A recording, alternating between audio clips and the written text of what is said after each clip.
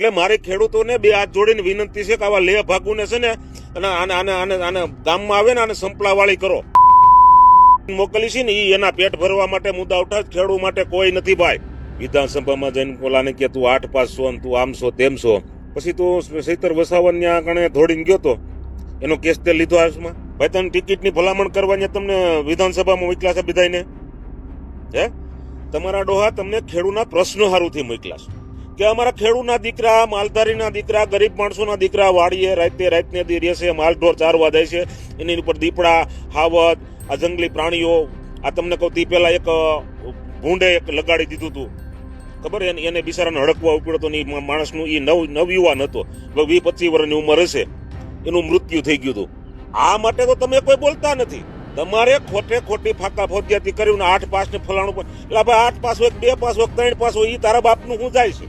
ત્યાં તમારા બાપુજીને ખોટ બેસ, કારણ કે ત્યાં તમને પૈસા નથી મળતા. તમને તો પૈસા ક્યાં મળે એના મુદ્દા તમારે ઉઠાવવાના છે.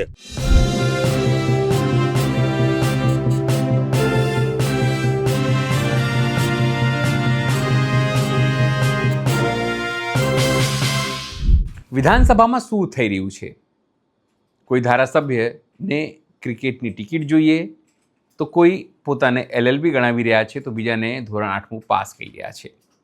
વિધાનસભામાં જે પણ થઈ રહ્યું છે તે આ વખતે તમામની નજર છે. ગુજરાતના ખૂણે ખૂણે ભાજપના ધારાસભ્યો શું કહી રહ્યા છે, કોંગ્રેસના ધારાસભ્યો શું કરી રહ્યા છે અને આમ આદમી પાર્ટીના ધારાસભ્યો શું કહી રહ્યા છે, અને એના ઉપર હવે ખેડૂત આગેવાનો, સોશિયલ મીડિયા ઇન્ફ્લુએન્સરો પોતાની વાત પણ કહી રહ્યા છે. નમસ્કાર, હું છું ચિંતામણી પુતરાણી પટેલ. સ્વાગત છે આપનો અમારા વિશેષ કાર્યક્રમમાં. લાલજી કોટડિયા પોતે સોશિયલ મીડિયા ઇન્ફ્લુએન્સર છે, ખેડૂત આગેવાન છે. તેમણે વિધાનસભામાં જે પણ કાર્યવાહી થઈ રહી છે, ગોપાલ ઇટાલિયા હોય, હર્ષ સંઘવી હોય કે પછી ક્રિકેટની ટિકિટ માંગનારા ધારાસભ્ય, તેના ઉપર પોતાની એક્સ્ટ્રા કોમેન્ટ કરી છે. આવો સાંભળીએ લાલજી કોટડિયાએ શું કહ્યું. જય સોમનાથ મિત્ર, લાલભાઈ કોટડિયા બોલું જાંબુડીથી. હવે આપણે આ 2 દી થયા તો ઓલો વિધાનસભાનો મુદ્દો ઉછળો છે. હવે મારા દીકરાઓ તમને ન્યા એટલે મોકલ્યા છે વિધાનસભામાં. હે વિધાનસભામાં જઈને ઓલાને કે તું 8 પાસ છો તું આમ છો તેમ છો, હું LLB છું ને આ છે ને તે છે ને, બરોબર છે? તો ભાઈ તું LLB છો તો તું પાયલ ગોટીના કેસમાં ગયો તો તું કેસ લીડ્યો કોઈ? પછી તું સૈતર વસાવન ત્યાં કણે ધોડીને ગયો તો એનો કેસ તે લીધો હાથમાં? તું ખાલી તારી પાસે ડિગ્રી છે તો ડિગ્રી બતાય. તું સોશિયલ મીડિયા મૂક, આ મારી ડિગ્રી છે ને એટલા વર્ષ મેં પ્રેક્ટિસ કરી છે ને હું મને LLB ની ડિગ્રી મળી છે. ખોટા પબ્લિકને દૂર રમાડી, બરોબર છે? અને LLB હું આમ છું તેમ છું. એટલે ભાઈ તમને અહીંયા LLB ની તમને ડિગ્રીઓ દેવા મોકલ્યા, બતાવવા મોકલ્યા છે, એ કેવા મોકલ્યા છે? ત્યાં ભાજપ વાળો એક ભાઈ આવ્યો, એ કે અમને ક્રિકેટ મેચની અંદર કે સ્ટેડિયમમાં ટિકિટ ન મળી. ભાઈ તને ટિકિટની ભલામણ કરવાની તમને વિધાનસભામાં મોકલ્યા છે બધાને. હે તમારા ડોહા તમને ખેડૂતના પ્રશ્નો હારુંથી મોકલ્યા છે. ખેડૂતના પ્રશ્ન તે કોઈને ઉઠાવવા નથી. ડીપીના પ્રશ્નો તારે ઉઠાવવા છે, કારણ કે ડીપીમાં તને પૈસા મળે, બરાબર, વેપારીઓના. પછી સુરત જઈને તું કાપડના એસોસિએશનના પ્રમુખને ફોન કરી કે ભાઈ મારા પર મને કઈ કહેજો, તમે તારે પ્રશ્ન હોય તો હું વિધાનસભામાં મૂકે. પણ શું કરવા? કે તને પૈસા મળે, તમને બોલવાના ત્યાં પૈસા મળે એટલે. કારણ કે ખેડૂત તો બિચારા પાસે કઈ છે નહીં, ખેડૂતનું સંગઠન નથી. એટલે તમારા જેવા આપિયાન ખાપિયાન બીજા ઓલા ભાજપ વાળાની બધા વારે ખાલી લૂંટ દૂર રમાડી અને મત લઈને વ્યાજ આવીશ. કારણ કે ખેડૂતનું આપણું સંગઠન નથી. 2 દી તમને હારે મોઢે બોલાવે ને હારી ઓલી ડાયરીઓ ગામમાં લખે અને ગામમાં ડાયરીમાં નામ લખી અને વ્યાજ એટલે આપણને એમ કે આ ભાઈ બહુ હારા એમ, બરોબર છે? આ ભાઈ બહુ હારા એમ. પછી ઓલા ભાઈ આવે તો એ ડાયરીમાં નામ લખીને વ્યાજ આવે. કા 5 ભજીયા ખવડાવે, કા 5 ગાંઠિયા ખવડાવે.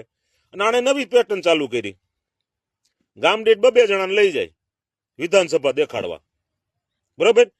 આ વિધાનસભા તમે કોઈ દી નહીં જો. આગળ હું જોતો હતો વિડીયો, કે ભાઈ જોઈ લ્યો કે બીજી વાર તમારો વારો નહીં આવે. એટલે તું આવ્યો એટલે જ આ બધા વિધાનસભા જોવા જતા છે ને ભાઈ. બાકી બીજા કોઈ પેદા થયા તે તું કોઈ વિધાનસભા જોઈએ જ નથી. ત્યાં તું આવ્યા પછી સારું થયું તો તે વિધાનસભા દેખાડી. વિસાવદરમાં કોઈ વિધાનસભા જોઈએ જ નહોતી. તમને ત્યાં ખેડૂતના પ્રશ્નો હલ કરવા માટે તમને ત્યાં મોકલ્યા છે અને એટલે તમને છૂટાવ્યા છે. બરોબર છે? તો એનો મુદ્દો તમારે કઈ જોતો લેવો નથી. બે દી પહેલા મેં ઘણા ફેરું વિડીયા મૂક્યા છે.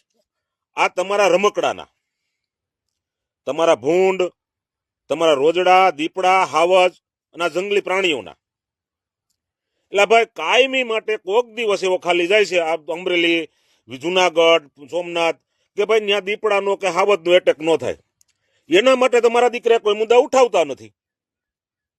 2 દિવસ પહેલા એક સોમનાથ જિલ્લામાં એક દીકરીને મારી નાખી હાવજે, શીણે. એક આપણે ધારી તાલુકો અમરેલી જિલ્લામાં બનાવ બન્યો. જોઈ કે તે બેનને આપણે ધન્યવાદ દેવો પડે કે બેને બિચારી વાહે દોડી અને એને પાણા મારી જે કાંઈ કરી અને દીકરીને છોડાવી હતી, દીકરીનો જીવ બસી ગયો. બરોબર? અથવા એ દીકરી બેન પાસે કઈક હથિયાર હોત અને એને સીણને કે હાવજને મારી નાખ્યો હોત તો દીકરી તો એક વાર પડી રહેત. આ બેન માથે ગુનો દાખલ થાત. આ ભાઈ ક્યાંનો ન્યાય? હે, આ ક્યાંનો ન્યાય? અને એનો મુદ્દો તમે કોઈ બધી બોલતા નથી કે અમારા ખેડૂતના દીકરા, માલધારીના દીકરા, ગરીબ માણસોના દીકરા વાડીએ રાતને દી રહેશે, માલઢોર ચારવા જાય છે, એની ઉપર દીપડા, હાવજ, આ જંગલી પ્રાણીઓ. આ તમને કહું તે પેલા એક ભૂંડે એક લગાડી દીધું હતું, ખબર? એને બિચારાને હડકવા ઉપડ્યો હતો ને માણસનું એ નવયુવાન હતો, 20-25 વર્ષની ઉંમર હશે, એનું મૃત્યુ થઈ ગયું હતું. બરોબર છે? આ માટે તો તમે કોઈ બોલતા નથી, કારણ કે તમારા મોઢામાં મગ ભર્યા છે. બરોબર? તમારે ખોટી ફાકા ફોજિયાતી કર્યું ને 8 પાસ ને ફલાણું. એટલે ભાઈ 8 પાસ હોય, 2 પાસ હોય, 3 પાસ હોય, એ તારા બાપનું શું જાય છે? તમને જે મુદ્દા કીધા, તમને મુદ્દા જે તમને તમારા હાટું જેને મોકલ્યા છે અમે, જે મુદ્દા હારુંથી, એ મુદ્દા તમે ઉઠાવતા નથી. બીજા બધા સાઈડ પર લાઈન કરો, કારણ કે ખેડૂત ખબર છે ખેડૂત તમને કઈ પૈસા દેવા જ નથી. અને ચૂંટણીને 5-10 દિન વાર હશે, ખેડૂતને તો આપણે ગમે એમ કરીને ગાળી એમ નાખીને ખેડૂત પાછા બિચારાઓને તમને દૂ બનાવી લેવું.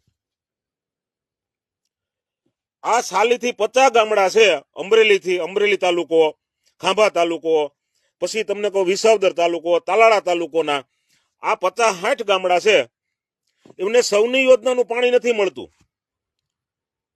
તો કાંપ તમે કોઈ હરામીના દીકરા કોઈ એનો મુદ્દો નથી ઉઠાવતા કે ભાઈ મારા ખેડૂતોને કે અમને જે છૂટાવીને મોકલ્યા છે, જેના તમને પ્રશ્નો ત્યાં કણે જે રજૂઆત કરવા મોકલ્યા છે, એ તમે તો કોઈ ઉઠાવતા નથી.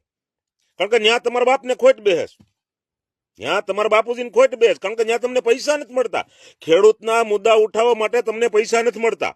આ તમારા ઠીપીના, ફીના, ઓલા મુદ્દા ઉઠાવવાના છે, એને માટે તમને પૈસા મળે.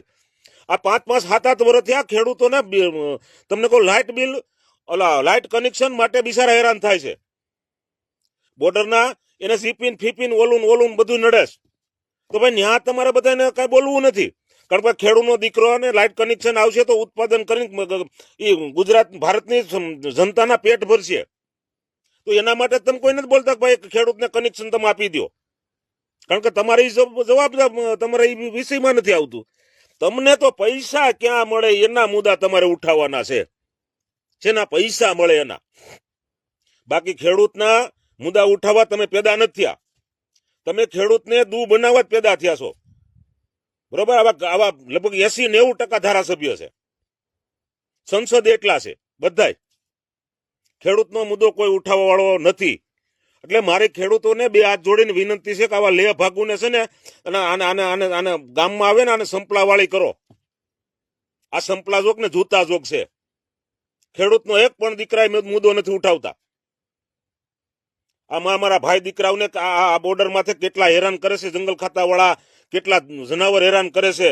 હવે નીલગાય, લે હા ભાઈ, તો તમે ઘેરે બાંધો ને દોવો અને દૂધ પીવો. નીલગાય હોય તો એ રોજડું છે તમારું ડોવું, નીલગાય નથી. બરોબર? તમારા રમકડા તમારી પાસે રાખો, બાકી અમને શાંતિથી રહેવા દો ને અમને શાંતિથી ખેતી કરવા દો. અમે આવા છે ને આ તમને કહું છૂટીને મોકલી છે ને એ એના પેટ ભરવા માટે મુદ્દા ઉઠાવ. ખેડૂત માટે કોઈ નથી ભાઈ. ખેડૂતના જે મસીહા હતા ને એ 2-4 વિયા ગયા. હવે અત્યારે કોઈ ખેડૂતનો એકોય ખેડૂતનો મુદ્દો ઉઠાવવાળો વિધાનસભામાં નથી. અને હોય તો એને કેજો, એટલે હું છે ને એને પગે લાગુ ગામ વસાડે, જો ખેડૂતના મુદ્દા ઉઠાવવાળો કોઈ પણ પ્રશ્ન હતો. બરોબર છે? એટલું કઈ વિનવું છું. જય હિન્દ, જય ભારત. લાલજી કોટડિયાની વાત સાંભળીને આપણે શું લાગે છે જરૂરથી અમારા કોમેન્ટ બોક્સમાં કોમેન્ટ કરજો. એ સિવાય અમારી યુટ્યુબ ચેનલ પર લાઈક કરો, સબસ્ક્રાઈબ કરો, બેલ આઇકન દબાવો. સાથે અમારી વેબસાઇટ છે www.gujaratplus.in, ત્યાં પણ જઈને તમે બધું અપડેટ થઈ શકો છો. અત્યાર માટે બસ આટલું જ. નમસ્કાર.